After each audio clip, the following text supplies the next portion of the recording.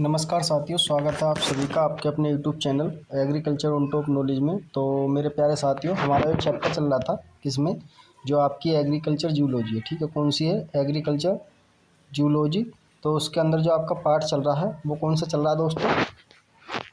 दूसरा चल रहा है। किस पर चल रहा है दोस्तों? कोशिका पर। ठीक है, तो इसकी दोस्तों मैंने पहले एक क्लास करा चुका हूँ। तो अब इसके हम थोड़ा सा क्या बीच में से देखते हैं जो पार्ट बचा हुआ है।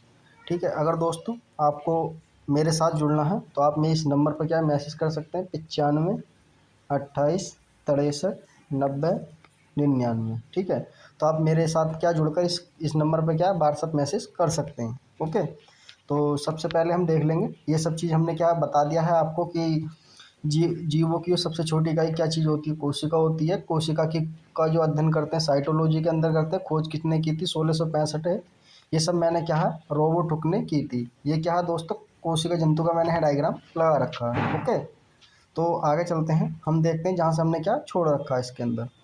ये सब क्या मैंने बता दिया था, प्रोकैरियोटिक यूकैरियोटिक कोशिका कितनी होती हैं। ये कुछ इस तरीके का डायग्राम होता है।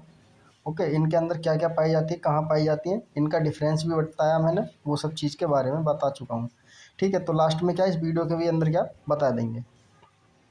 ठीक, तो अब देख लेते हैं कोशिका के भाग। ठीक है, कोशिका के कौन कौन से भाग हैं अब जानेंगे हम। कोशिका के मुख्य भाग। ओके, जो कोशिका के ऑर्गन है वो कौन कौन से हैं तो उनके बारे में जानेंगे। सबसे पहले फर्स्ट पढ़ने वाले हैं कोशिका भित्ति, जिसे बोलते हैं सेल वॉल। ठीक है, कोशिका भित्ति, सेल वॉल, जिसे मतलब कोशिका के जो बाहर की आवरण होती है जो रक्षा करती है हमारी कोशिकाओं को, उसे क्या बोलते हैं? ये जो लेयर है हमारी क्या कहलाती है? कोशिका भित्ति, यानी कि कोशिका लेयर भी इसे बोल सकते हो आप। ठीक है, तो ये केवल पौधों में ही क्या पाई जाती है दोस्तों? आपसे पूछ सकता है यूपी कैटेट एग्जाम में या आईसीआर के एग्जाम में पूछ सकता है कि सेल वॉल किसके अंदर पाई जाती है। तो ये किस में पाई जाती है? केवल पौधों में पाई जाती है। और किसकी बनी हुई होती है दोस्तों? सेलुलोज की बनी हुई होती है।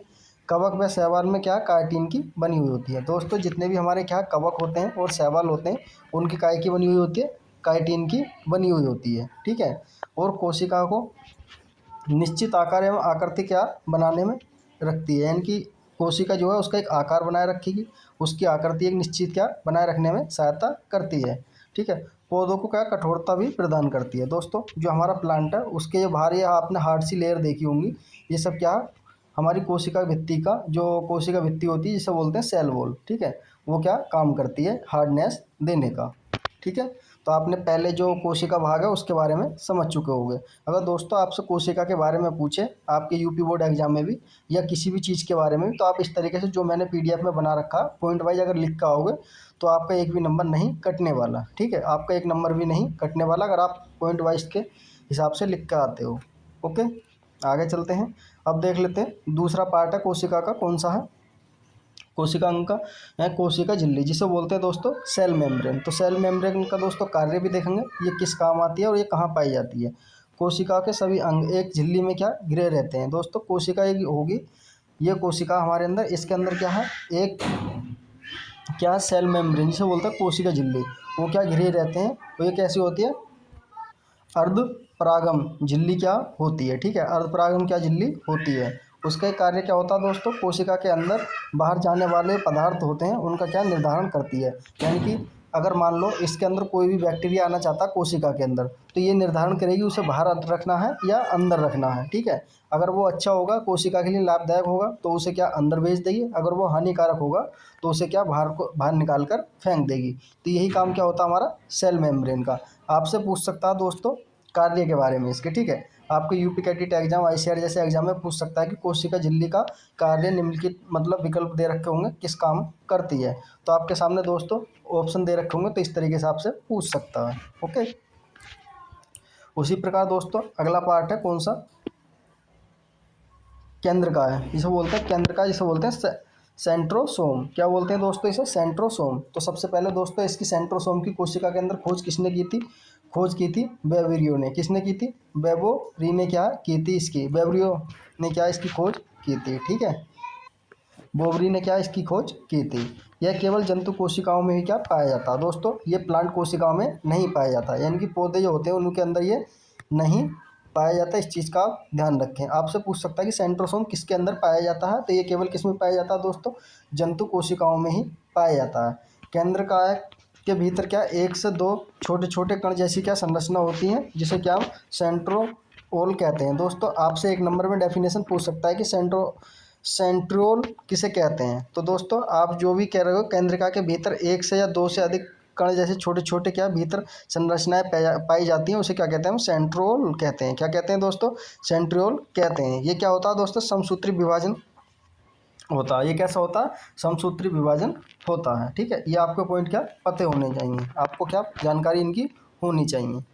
अब देख लेते हैं दोस्तों, ये है कुछ सेंट्रोसोम इस तरीके से। ठीक है, ये जो पार्ट है कोशिका के अंदर, ये जो है ये क्या है दोस्तों, सेंट्रोसोम। ये किसके अंदर पाए जाते हैं, केवल जंतु कोशिकाओं के अंदर क्या पाए जाते हैं। इनके अंदर आप देख सकते हैं छोटे छोटे क्या है, होल से होते हैं, कण से होते हैं, जिन्हें क्या बोलते हैं हम दोस्तों, सेंट्रोल बोलते हैं। जिन्हें क्या बोलते हैं दोस्तों, हम सेंट्रोल बोलते हैं। ठीक है, उसी प्रकार दोस्तों आगे चलते हैं, आगे देख लेते हैं चौथा चौथा और है एंडोप्लाज्मिक रेटिकुलम, जिसे बोलते हैं दोस्तों एंडोप्लाज्मिक रेटिकुलम। यह कोशिका के केंद्रक झिल्ली से क्या है, से वह दूसरी ओर कोशिका झिल्ली से संबंध होता है। इससे जालिका के कुछ भागों में क्या है, किनारे किनारे पर क्या छोटे छोटे कणिकाएं लगी रहती हैं, जिन्हें क्या राइबोसोम कहते हैं। जिसे क्या कहते हैं दोस्तों, राइबोसोम कहते हैं। ये कैसा होता है, रफ एंडोप्लाज्मिक रेटिकुलम। ठीक है, इसे क्या कहते हैं दोस्तों, रफ एंडोप्लाज्मिक रेटिकुलम कहा जाता है। यह दो प्रकार का होता है। दोस्तों आपसे पूछ सकता है कि एंडोप्लाज्मिक रेटिकुलम कितने प्रकार का होता है, दो प्रकार का होता है। वो कौन कौन सा है, रफ एंडोप्लाज्मिक रेटिकुलम ये क्या करता है, राइबोसोम में उपस्थित होता है, प्रोटीन का संश्लेषण में सहायक होता है। ठीक है, ये किस में होता है दोस्तों, राइबोसोम में उपस्थित होता है। उसके बाद है दोस्तों स्मूथ एंडोप्लाज्मिक रेटिकुलम, ये किस में होता है, जो राइबोसोम है उनमें क्या अनुपस्थित होता है, यानी कि उनमें नहीं पाया जाता। लिपिड या कार्बोहाइड्रेट में क्या है, संश्लेषण का काम में क्या करता है। ठीक है, संश्लेषण का काम क्या करता है, यानी कि उसमें क्या सहायक होता है। उसके बाद दोस्तों अगला पार्ट होता है आपका कोशिका का राइबोसोम। ठीक है, ये इंपॉर्टेंट है दोस्तों राइबोसोम, इसके बारे में थोड़ी बात कर लें। ये अति सूक्ष्म कोशिकांग है, जो केवल इलेक्ट्रॉन सूक्ष्मदर्शी से क्या देखा जा सकता है। यानी कि राइबोसोम एक ऐसा इलेक्ट्रॉनिक ऑर्गन है कोशिका का, जिसे क्या हम केवल क्या अपनी आंखों से नहीं देखकर, कोशिकांग है जिसे केवल हम सूक्ष्मदर्शी से ही क्या देख सकते हैं। तो दोस्तों इसकी जो खोज की थी, इसकी खोज के बारे में बात कर लेते हैं। इसकी जो खोज की थी किसने की थी, तो इसकी जो चार्ज ई पार्डे ने क्या इसकी खोज की थी। ठीक है, किसने की थी, पार्डे ने क्या इसकी खोज की थी। उसी प्रकार दोस्तों अगला पॉइंट है, कह रहा है यह राइबो न्यूक्लिक एसिड यानी कि आरएनए तथा प्रोटीन को भी क्या बनाता है, यानी कि राइबो न्यूक्लिक एसिड और तथा प्रोटीन को क्या बनी होती है। सॉरी, ये किसका बना हुआ होता है, राइबोसोम आरएनए और प्रोटीन का बना होता है। ठीक है, आरएनए और क्या प्रोटीन का बना हुआ होता है।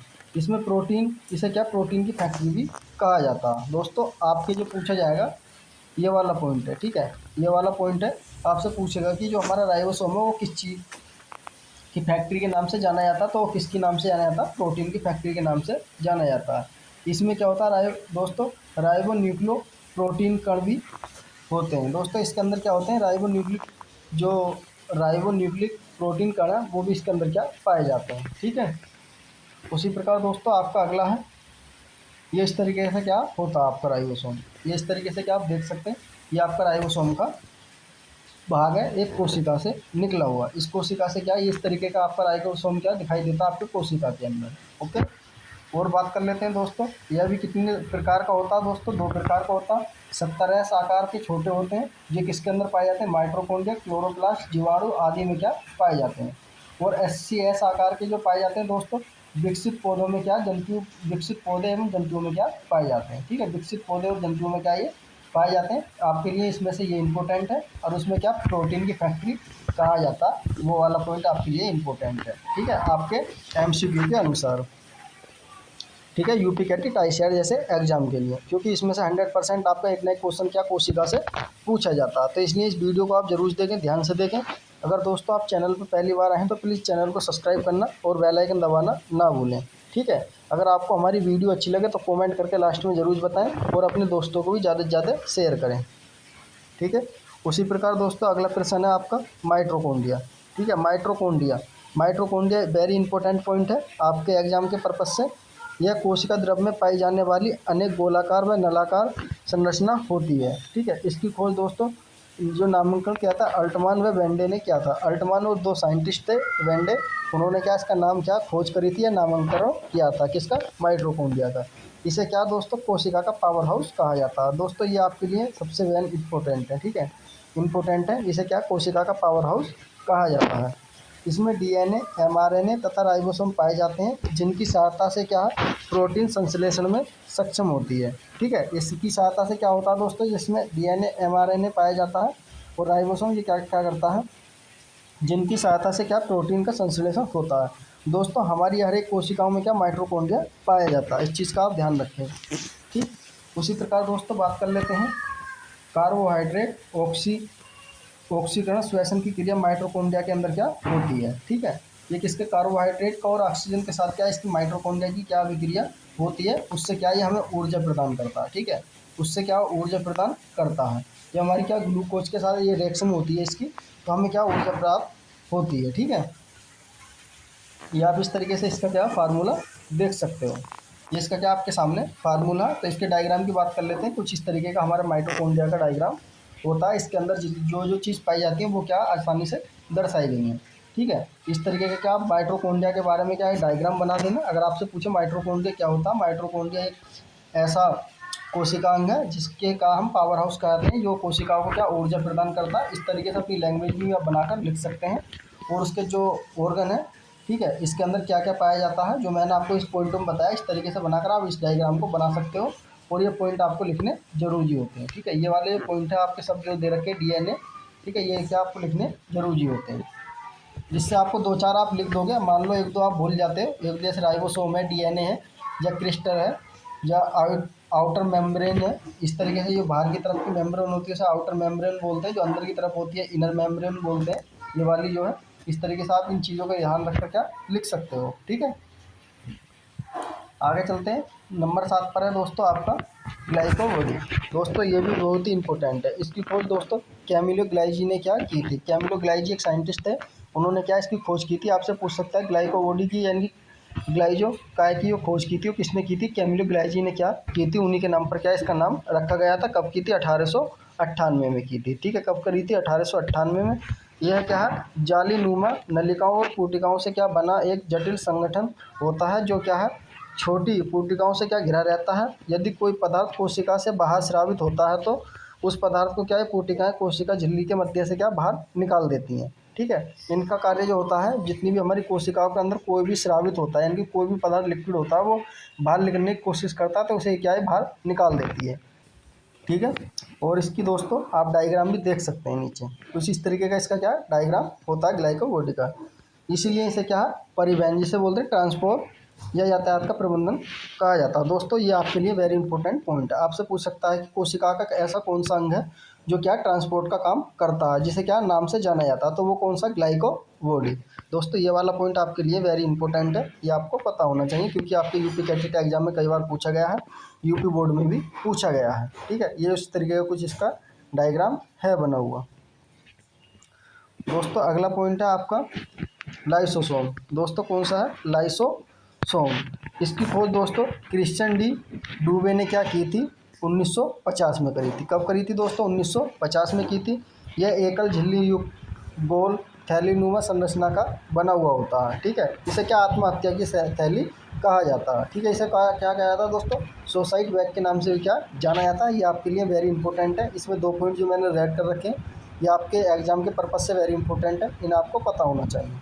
इसका मुख्य कार्य क्या होता है, जो भी हमारा बाहरी पदार्थ होता है उसका अपघटन करके और पाचन करना होता है। ठीक है, इसका जो कार्य आपको पता होना चाहिए कौन सा कार्य होता है। ठीक, तो अब इसका हम क्या डायग्राम देख लेते हैं किस तरीके का ये होता है। दोस्तों ये हमारी क्या कोशिका के अंदर क्या फट जाता है, अगर इसे कोई भी परेशानी होती है, दिक्कत होती है, ये क्या फट जाता है, ये क्या लिक्विड पदार्थ कर देता है, जिससे क्या हमारी जो भी जहाँ भी ये मतलब डैमेज होता है तो वहाँ पर हमारी क्या है त्वचा काली होने लगती है, यानी कि खराब होने लगती है हल्की सी। इसमें लगभग क्या 40 प्रकार के जल अपघटन एंजाइम पाए जाते हैं। कितने प्रकार के दोस्तों, 40 प्रकार के। ये इस तरीके की कुछ क्या आप देख सकते हैं थैलीनुमा होती है, जिसे क्या सुसाइड बैग के नाम से जाना जाता है। ये कुछ इस तरीके का पदार्थ बना हुआ होता है कोशिका के अंदर। ठीक है, बात कर लेते हैं दोस्तों न्यूक्लियर। Nucleus theory. न्यूक्लियस इसे बोलते हैं हम केंद्रक। कोशिका के मध्य में एक संरचना है जिसे क्या है, केंद्रक कहा जाता है।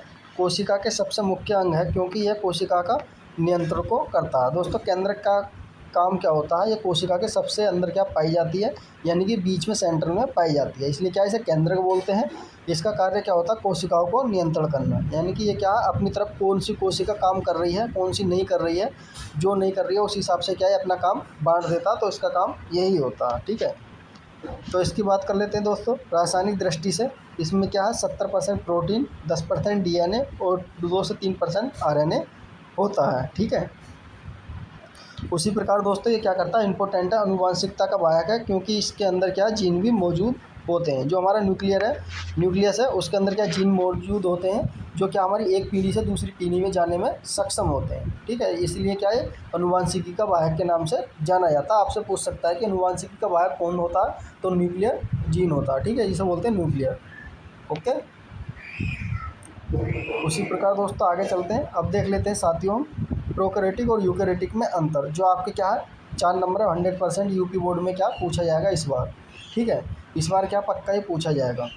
कह रहा है विशेष अंग है प्रोकैरियोटिक और यूकैरियोटिक में कौन सी चीज़ नहीं पाई जाती है। सबसे पहले वो बात कर लेते हैं दोस्तों कोशिका भित्ति। ठीक है, कोशिका भित्ति जो है प्रोटीन और कार्बोहाइड्रेट की क्या बनी हुई होती है, किसके अंदर, प्रोकैरियोटिक कोशिका के अंदर, और यूकैरियोटिक कोशिका के अंदर सेलुलोज की बनी हुई होती है। ये क्या इसका डिफरेंस है दोस्तों, आप इस तरीके से लिखा होगा आपके नंबर नहीं कटने वाले।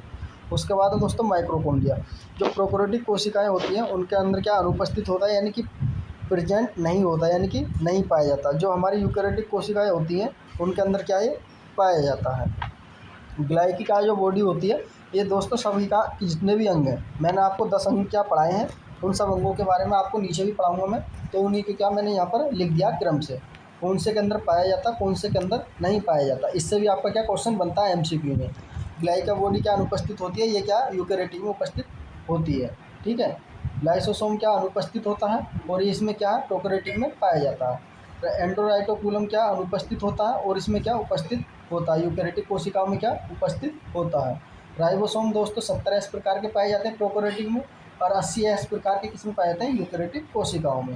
केंद्रक झिल्ली दोस्तों अनुपस्थित होती है, इसमें क्या उपस्थित होती है। केंद्रक की बात कर लेते हैं दोस्तों, इसमें अनुपस्थित होता है प्रोकैरियोटिक कोशिकाओं में और इसमें क्या उपस्थित होता है यूकैरियोटिक कोशिकाओं में। गुणसूत्र की बात करते हैं तो केवल एक तंतु क्या है, यानी कि सर्कुलर क्या है डीएनए के रूप में क्या पाया जाता है। इसमें क्या अनेक तंतु है। ठीक है, लेयर के रूप में क्या डीएनए इसमें पाया जाता है।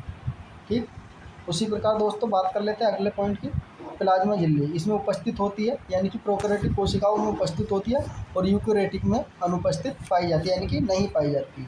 डीएनए के बारे में दोस्तों आपको मैंने बता ही दिया, ये बहु इसमें क्या हीटोन प्रोटीन से क्या साथ क्या जुड़ा हुआ होता है। ठीक है, ये इसके कुछ क्या बेसिक पॉइंट हो गए। अगर आप इस तरीके से लिख के आते हो तो आपके 4 नंबर नहीं कटने वाले। अब अगला कोशिका अंग है वो कौन सा है, क्या हमारा दोस्तों लवक। क्या दोस्तों हमारा लवक, यह केवल क्या दोस्तों प्लांट में पाया जाता है, ये किसी भी इंसान के अंदर या जंतु के अंदर नहीं पाया जाता।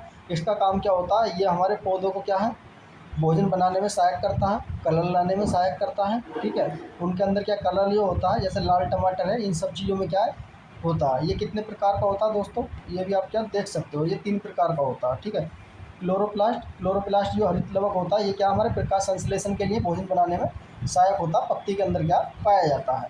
ठीक है, जिसके अंदर क्या हरा रंग के कारण क्या ज़्यादातर होता है। उसके बाद में दोस्तों आपका ल्यूकोप्लास्ट, जिसे बोलते हैं अवर्णीय लवक, जिसे बोलते हैं दोस्तों अवर्णीय लवक। उसके बाद में दोस्तों क्रोमोप्लास्ट, जिसे बोलते हैं वर्णीय लवक। ये 3 प्रकार का होता है। तो सबसे पहले दोस्तों क्लोरोप्लास्ट के बारे में जान लेते हैं, ये किस काम आता है। तो क्लोरोप्लास्ट दोस्तों हरी लवक होता है, कौन सा हरित लवक होता है। इसके अंदर क्या हरे रंग का क्या पनहरित क्या पाया जाता है, यानी कि इसके अंदर क्या हरे रंग की क्षमता होती है उसे उत्पन्न करने की, यानी कि कैपेसिटी इसके अंदर होती है। इसी की सहायता से क्या पौधों का प्रकाश संश्लेषण करते हैं। ठीक है, जो पौधे होते हैं हमारे प्रकाश संश्लेषण की क्रिया करते हैं, इसी के कारण करते हैं। अगर एक क्लोरोप्लास्ट नहीं होगा तो वो अपना भोजन नहीं बना सकते। हरित लवक के कारण क्या पादप कोशिकाओं को रसोईघर कहा जाता है। दोस्तों जितने भी हमारे प्लांट हैं उन्हें क्या पादप रसोई कहा जा सकता है। आपसे पूछ सकता है एग्जाम में, जो हरित लवक है उनमें पादप रसोई किसे कहा जाता है, तो क्लोरोप्लास्ट को क्या कहा जाता है। ठीक है, उसी प्रकार दोस्तों अगला पार्ट है आपका इसका लोकोप्लास्ट। ठीक है, लोकोप्लास्ट क्या है, जैसे वर्णिक लवक बोलते हैं, ये क्या है, श्वेत कलर का होता है। ये कैसा होता है, श्वेत लवक होता है। यह पौधों के उन भागों में पाया जाता है जहाँ पर क्या सूर्य की रोशनी नहीं पहुँचती है, जैसे आपका जड़ हो गया। ठीक है, जड़ के भूमिगत तना होते हैं उनमें नहीं पाया जाता। ठीक है, उनमें क्या पाया जाता है। यह क्या भंडार पदार्थ को क्या संग्रहण करने में सहायक होता है। एक चीज़ यहाँ और है दोस्तों, आप ये बताना मेरे ताईं कमेंट करके। ठीक है, जो हमारे पौधे होते हैं वो भोजन को किस रूप में स्टोर करते हैं। ठीक है, पौधे जो होते हैं भोजन को किस रूप में स्टोर करते हैं, आप कमेंट करके ज़रूर बताएं। ठीक है, वेरी इंपॉर्टेंट क्वेश्चन है दोस्तों, ये पूछा गया है।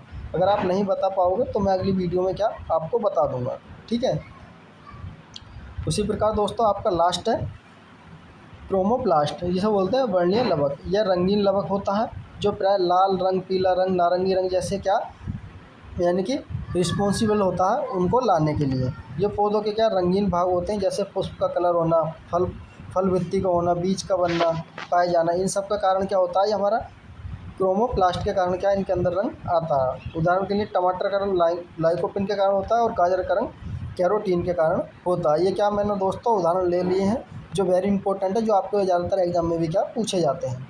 ठीक है, उसके बाद दोस्तों 11वां है रसदानी, जिसे बोलते हैं दोस्तों वैक्यूलस। ठीक है, वैक्यूलस जिसे बोलते हैं, यह निर्जीव रचना है, इसमें तरल पदार्थ भरा होता है। ठीक है, जबकि कोशिकाओं में अनेक व बहुत छोटी छोटी होती हैं, परंतु पादप कोशिकाओं में प्राय बहुत बड़ी व केंद्रक में स्थित होती हैं। इसे क्या कोशिका का भंडार भी कहा जाता है, क्योंकि इसमें क्या विभिन्न प्रकार के अपशिष्ट पदार्थ घुले रहते हैं। ठीक है, रसधानियों के बारे में आपसे क्या पूछ सकता है, ये सब दोस्तों 11 अंग थे कोशिका के, तो उनके बारे में मैंने आपको डिटेल से पढ़ा दिया है। अगर आपको ये हमारी दोस्तों वीडियो अच्छी लगी हो तो प्लीज़ वीडियो पर लाइक करना और इस वीडियो को अपने दोस्तों तक ज़्यादा से ज़्यादा शेयर करना, जिससे और भी हमारे साथी यहाँ जुड़ सकें और अपने एग्ज़ाम यूपीकेटी जैसे एग्ज़ाम की क्या तैयारी कर सकें। ये दोस्तों मैंने कुछ एग्ज़ाम है उनके बारे में क्या ऊपर लिख रखा, आपकी किस किस के लिए, यूपी बोर्ड 2026 में जो आप एग्ज़ाम देने वाले हो उसके लिए बेनिफिट है, यूपीकेटी, आईसीआर और अदर एग्ज़ाम जो होते हैं ज़्यादातर, ठीक है, बायोलॉजी से भी रिलेटेड, उनके लिए ज़्यादातर क्या बेनिफिट है। ठीक है, तो दोस्तों मिलते हैं इसी प्रकार की अगली वीडियो में। तो तब तक के लिए मैं इजाज़त दें, मस्त रहें और अपने एग्ज़ाम की अच्छी तरीके से तैयारी करते रहें और अपने इस चैनल को ज़्यादा से ज़्यादा सपोर्ट करें। धन्यवाद।